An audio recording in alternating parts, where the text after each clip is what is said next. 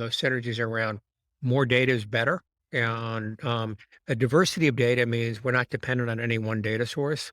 And so they've got a lot of different data sources, and so do we. It's a large number. I can list them if you want. The second is they've got a leading mediation tool, which is an important part of a full stack monetization platform. We will bring more data, more demand to that platform, and that's helpful to both companies. And again, customers win, we win. There's been a major shakeup in the ad tech world. Unity, platform that half the world's games are built on, and which offers Unity ads, has merged with ironSource, one of the largest independent ad tech conglomerates. It's a $4.4 billion deal that will be accounted for via a stock swap. At the same time, two major Unity shareholders are investing $1 billion more back into the company, and Unity is authorizing a $2.5 billion share buyback program. All of this significantly shakes up the ad tech space. In mobile ad tech, which is fast becoming synonymous with ad tech in general, you've got Google and you've got Facebook, Meta, and 4 or 5 major independents, and then thousands of other players. Unity Ads and ironSource were each one of the major independents, and now they're even bigger. To dive deeper, we're chatting with Unity CEO John Riccitiello. Welcome, John. Hey, it's great to be here. Thanks for having me. Super pumped to have you. Let's start with the basic question. Why the merger? Well, so, we've long thought that ironSource was an amazing company. And when I started to get to know Tomer a bit better, one of the things that Tomer, the CEO over at ironSource, we realized we shared a common vision. And with Unity, most of the world's game content is built on Unity. We've also got a really strong monetization network.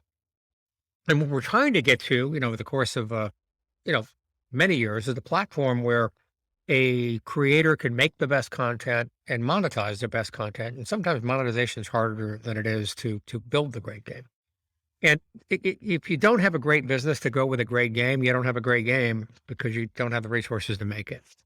And so here, what this is about is they have some tools that are pretty amazing that if you add them to our stack, we can get to a place where a creator can get user feedback on pieces of the game along the way. So they know how the game or the digital twin or whatever the real-time 3D content is made to be. And they get feedback on user engagement and what's working, not working, and not working, and also simultaneously get feedback on, what it takes to acquire a user. So the outgrowth of a unified creation and growth platform that we could put together is really better content and a better business in a way that we think is really magical for creators. Well, let's look at it just macro level for a moment and then dive into the details about how it's going to make Unity better, all that stuff. The macro level, the stock market hasn't been kind, well, maybe not to anybody, but certainly to tech in general. And Unity and ironSource in particular haven't been immune to that over the past, let's say, half year, 3 months. How's this going to change the narrative to Wall Street and the results? Well, first, I think that changing the narrative is always important, but what's really important is changing the outcome.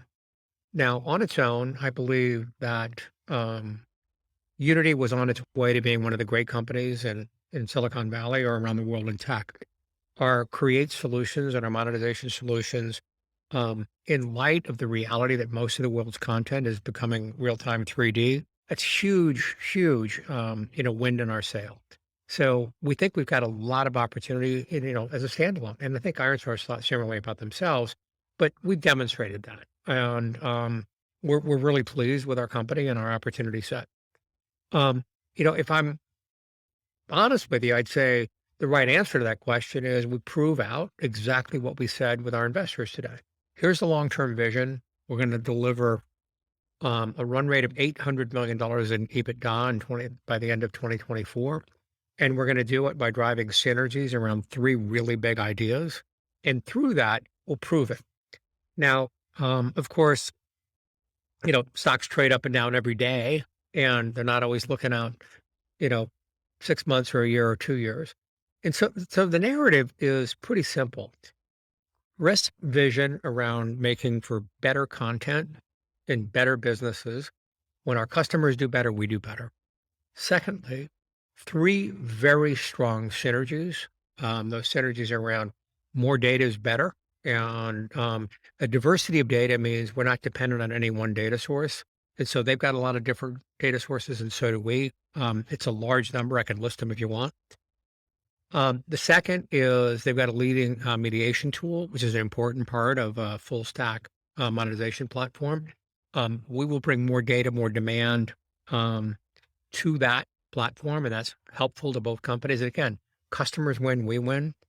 And third, they've got a set of publishing tools that they call Supersonic, and it's a great solution for the long tail. Virtually everybody on the long tail makes their games on Unity.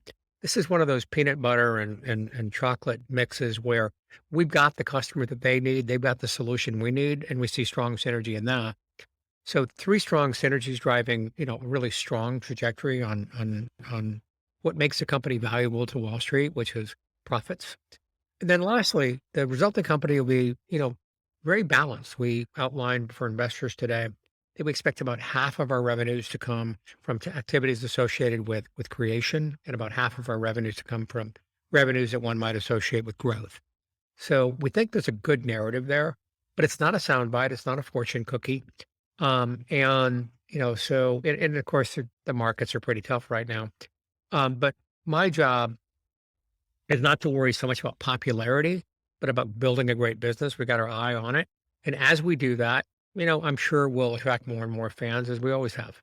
What specifically about ironSource is most attractive to Unity? I mean, you mentioned mediation, right? Was that one of the most attractive components? Is there anything else that you want to mention or highlight? Well, I've mentioned a couple already. So I mentioned their level play mediation platform is very attractive. I also believe their supersonic publishing tools are attractive. I would also highlight the tools that they use to support mobile carriers around the world are really, really positive. But if I had to pick something that I think might go without notice and not usually mentioned, they have an awesome team. I'm so proud of the Unity team, but here, when I meet these folks, they're aggressive, they're ambitious, they're competitive. They don't have any of the some of the arrogance sometimes that can seep into some Silicon Valley, companies and organizations. I mean, they're just humble and ambitious, and they mix so well with my organization. I watch them try to figure some things out as we work through this transaction together. Um, and they just worked as if they'd always worked together. And so I was really happy with that. Do you anticipate job losses? It sounds like you don't, given the praises you just sang of the ironSource team and the Unity team. Yeah, I mean, look, I think there's two answers to that question. One is um, there's been some substantial misreporting about some work we've done at Unity recently to where we riffed or essentially reduced some job categories for a total of about 250, and then we actually offered half those people, actually a little more, jobs to join the company in their process of rejoining, and we did that really nicely. But obviously, a net of 125 against between 6,500 people is not a big job restructuring. But of course, I feel deeply about every individual, so don't get me wrong. The story for one person is painful, so I want to be clear Mhm. about whenever there's job losses. But the way I would think about Unity monetization or operate platform and Unity in total is, and then if you look at ironSource in total, they're 1,400 people, what you might otherwise have expected based on analyst guidance for 2023, because they haven't given guidance, but analysts have estimates. If you look at their expenses that are out there, you might think they'd be hiring 300 people, and you might think that we'd be hiring 1,000, given that we're about three times their size in terms of, the size of our company, or maybe a bit more. My sense is this is more in the category of hiring fewer than it is taking people out. Let me explain why. If I was competing with a company like ironSource, or now we hope to be one of the same company, the first 300 people I'd look for are the ones that work for ironSource. They're really good, they know what they're doing, and are space similar to ours. And I think they'd say the same about Unity. And so the point that I'm making is you can get cost synergies one of two ways: cost avoidance, you don't scale up as much, or firing a bunch of folks, and which is fairly traditional in some companies. Here, the talent is so important and so dear and so hard to replicate. We're inclined to think that, those with the talent, we're going to keep them. Let's talk a little bit about iOS and ATT, app tracking transparency. That's, of course, massively impacted the ad tech environment on iOS, which is critically important in North America, Europe, other places as well. It's reduced the amount of data that's available to help people understand what's happening with their ads and what happens with cohorts of users that they acquire for their players, for their games, that sort of thing. Unity had some issues in the recent past with targeting ads. There was a bug that caused some challenges as well. How much did ATT on iOS impact this merger? I'd say virtually not at all. Look, and just to remember, when you're thinking about ATT or iOS privacy changes around, the rules that Apple's put out, one thing to think about is that's a very specific slice of data. Mhm. Okay, it doesn't really affect Unity Analytics in the same kind of way it does the SDK for ads, where people are seeking permission. It doesn't affect, for example, a publishing business and publishing tools that they have, or some of their tools are on carrier installs and such. And so there's a lot of ways data comes in. And remember, the data that we're employed to, you know, make effective for our publishers. Look, I'll tell you a story. You can see I got gray hair. Well, I One of have the none, so that's a step ahead. There we go. But look, one of the things I find really frustrating is that I get advertising, a lot of advertising targeted for people over 60. And, I look at that stuff and I'm a skier, I'm a tennis player, I'm a mountain biker, and then I get a depends ad. And it just doesn't really work for me. And that's bad targeting, not good targeting. And the other issue is when people think about data, all we're looking for is we're helping a gamer find other games that are appropriate for their interest profile. Mhm. And we're really good at that. And we get even better at that in combination with ironSource and consequently can help publishers be more successful, developers be more successful, and frankly, gamers be happier. We're not trying to figure out the name of your brother, whether your mother's birthday is the week after next, or, what you're looking for on the internet. That's just not interesting to us at all. We're trying to find people for whom we can find a like profile for the game, mostly for the game industry, but also for some brand advertising. But we're not reliant on personal identifiable information either. And so ours is mostly contextual. We have the context of what you're playing and how you're playing it. And here's a point that proves my point.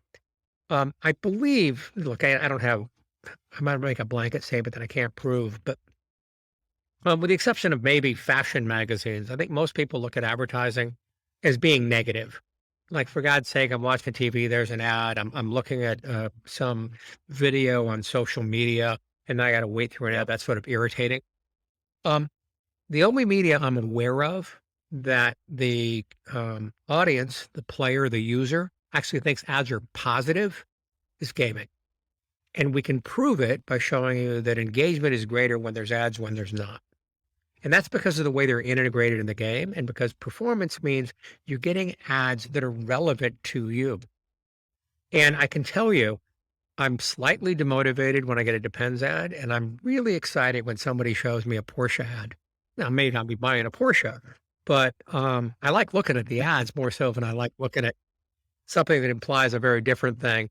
Maybe they both imply a midlife crisis at some level, but um, it's a sort of, I think we actually have, we're making a positive difference here. And I think that gets lost by analysts sometimes that want to sweep the entirety of advertising into this thesis that, oh Lord, we've got a recession. I think and maybe we do and maybe we don't. I'm not an economist and I don't want to give you my prognostication on this. There's too many pundits in the world already.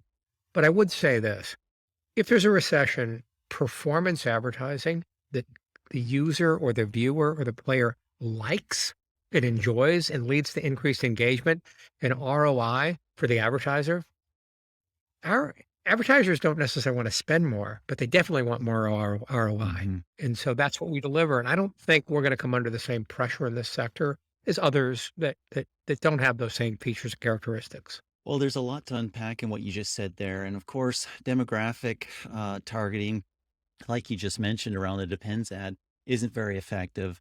Behavioral targeting is pretty effective. And of course, ATT and on iOS and the IDFA availability has been made that more challenging. But I think what you're highlighting is with the amount of first party data that you have and your understanding of what people like in a gaming environment and rewarded ads, which somebody gets a reward for watching. You know a lot in terms of first party data that you can then target against. That becomes very, very interesting. One question that always, lurks in the back of my mind when I see a tech merger is merging tech stacks. How long do you anticipate that'll be? Well, I mean, I'm not sure there's all that much to merge. So, and one thing that merges almost instantly is the most valuable asset here, and that is data. So they've got an algorithm for their network. We've got one for our network. Whenever we add new data, our network it performs better for customers. Now we can do that at a larger scale. That's a positive. It doesn't involve a technology stack integration. Another piece in this is, they've got a large mediation tool. We're not planning to merge our tool into their tool. They've got the Supersonic publishing tool set. We don't make that tool set at all. They've got the tool set that I talked to you about that supports carriers. We don't have that technology. Um, and so but when we presented to investors, we gave them the requisite sort of Lego pieces. They do this, we do this, they do this, we do this. And what was really interesting is how much of the tech stack that they do that we don't do. And of course, they don't do any of the create side really. So what we do that they don't do. So I don't think there's this vexing a tech stack challenge. And frankly, I think one of the things that often happens with tech companies, they never actually do the integration where they need to, and they sort of cover it up with UI, and that doesn't ever work as well as people would like for it to. And so here, that's really not the case. Earlier, I'd mentioned, for example, their publishing toolset being integrated in the editor. That's essentially an API interface. Right? That's the kind of thing that it just isn't a huge effort because their tech is not doing what our tech is doing. So they don't need to shuffle together like, two decks of playing cards. They need to connect to each other and exchange information. And that isn't that hard to do. Let's turn the corner just a little bit and talk about your create segment and your operate segment. Create, of course, is building the tools that makers use to build, whether it's games, 3D environments. You mentioned digital twins, metaversey type stuff like that. And operate is where you've got the growth tools and the ad networks and stuff like that, and monetization capabilities. You seem to be driving further synergies between create and operate. How close do you intend to bring these capabilities? Very. Now, that doesn't mean that I'm going to surface return on ad spend tools for a C sharp coder if it's working in the development side of a game. It means that when that developer together with the artist and the level designer to put that together and they're trying to get information over how engaging this is for the user, but they don't know necessarily fully what to do with that and how to map that to the LTV is greater than cost to acquire equation. But there's a business person that probably does works on that time. They have the same set of data. They've got the same understanding. They're learning the same things in real time. So it's surfacing data like that that will enable them to be very close, but not cumbersome. You don't need to surface the data, you're looking for it. Mhm. And so the key here really is bringing these things together to yield the benefits of both. So through a very iterative process, the game gets better, the digital twin application gets better, the user acquisition gets better and better in terms of targeting and success rate and pulling them with ads that can be tuned and changed based on pulling, screens, data out of the game to automatically create ads. It creates a virtual circle. And then, of course, these days, virtually all of these applications, whether they're car configurators or, digital try-ons in your home for a luxury brand or a video game, they're all live experiences. They're up there, and these products themselves are changing in time. And so this process never needs to end. It just needs to be smarter. And that's what we bring to it. And we have a profound view, and I think it's correct, that we're able to add value to the full team that's making and trying to make a living out of this stuff. And in doing so, we'll make them more successful, and they'll choose us more often. It's a pretty simple equation. If you're really focused on making your customers successful, I think you have every opportunity in the world to be successful yourself. That is super interesting. One of my theses is that companies whose tools learn and grow faster in semi or fully automated ways outcompete their competitors. And we're seeing that in smart tools, smart home, IoT, just about any consumer electronics category that you can name, as well as gaming. Maybe let's zoom out and go big picture again. In the ad tech space, there's the giants that I mentioned, the Meta, Facebook, Google. There's a set of large competitors that both Unity Ads and ironSource used to fit into. And now, where does it go? Now, and there's thousands of others, right? What is the combination of Unity and ironSource? How's that position you now vis-a-vis your ad tech competitors? I don't necessarily think of Meta and Google as competitors really, or Amazon or others that have big ad tech businesses. Why? Because they're all business partners. We do an enormous amount of work with all of these companies, both, them working through our network on the monetization side, them using our tools to create content, them facilitating us on the cloud with some of their back end tool sets and their hosting capabilities. So thinking of all these guys as sort of lethal competitors would be not the way I see it. Of course, everyone's skirmishing to grow their business, and the world's just gotten a lot more complicated than Coke versus Pepsi. You're not going to drink both at the same time. But when you're using Unity hosting, you're often using GCP or Amazon at the same time. Mm, So it's not quite the same. mhm, And so that simplistic view that I think what the people are want to bring to the table isn't fully correct. But if you think about a single dimension, say if you're looking at the monetization of the business growth side, what I think people have come to believe, and I believe is true, is data, is what separates the strong from the weak and their ability to do the right things with that data. And I would argue maybe one of the lesser appreciated points is diversity of data is another um, vector along which to think of what's defensible and important. And so here, think about all the data sets I'd mentioned earlier, and then realize that they're reaching north of 2 billion people in a month. We're reaching north of three, and we're running out of people. And the number that level of reach compares to the largest organizations in the world today. mhm. And so, I'd argue that, you know, we're trying to build a truly valuable company centered around the idea that the little developer, the medium-sized developer, the large-scale developer need help in ensuring their applications work better and their monetization and business side works better. And that's what we're here to do in our way. Now, of course, um, you know, could you argue that we compete with Facebook and Google? I guess so. Um, but then I can't tell you the number of times we've come up with ways to collaborate. Mm. And so it's not quite as you would see it, but I mean, come on. They they're vastly larger companies than us in the ad tech space. So I don't want to give you a false impression. It's not like we don't recognize that, we're in the foothills and they've got multiple Everests out there. Mhm. They're in a Mhm. different scale than we are. I don't know, in the marketplace exactly how you'd measure respective market share, just even if you brought it down to mobile. Yes.